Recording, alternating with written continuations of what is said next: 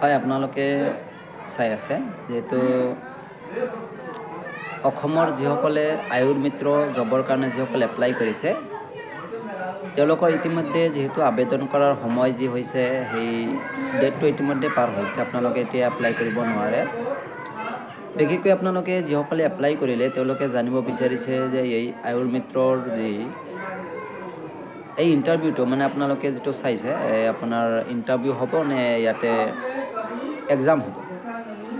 আচলতে আয়ুৰ মিত্ৰ জবৰ কাৰণে কোনো ধৰণৰ এক্সাম নহয়, ইয়াতে আপোনালোকে ইণ্টাৰভিউ দিব লাগিব। ইণ্টাৰভিউ দিওঁতে আপোনালোকে এডমিট কাৰ্ড ডাউনলোড কৰিব লাগিব আৰু এই এডমিট কাৰ্ডটো আপোনালোকে এই যিটো ৱেবছাইট আছে আপোনালোকে চাইছে কিছুমানে, এই ৱেবছাইটৰ পৰা আপোনালোকে এডমিট কাৰ্ডটো ডাউনলোড কৰিব। বিশেষকৈ আজিৰ এই ভিডিঅ' বনাইছোঁ এইকাৰণে, কাৰণ এই যিটো ইণ্টাৰভিউটো আচলতে কিমান তাৰিখৰ পৰা আৰম্ভ হ'ব আপোনালোকে জানিব বিচাৰিছে।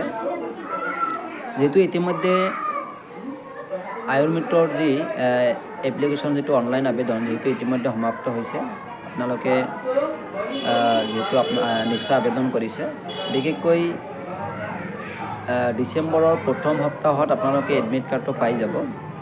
মুঠতে আপোনালোকে ডিচেম্বৰৰ প্ৰথম সপ্তাহৰ পৰা আপোনালোকে ইণ্টাৰভিউ দিব পাৰিব আৰু এই ইণ্টাৰভিউত কেনেধৰণৰ প্ৰশ্ন ইয়াত সুধিব আপোনালোকে সেই বিষয়ে আপোনালোকক জনাম নিশ্চয়।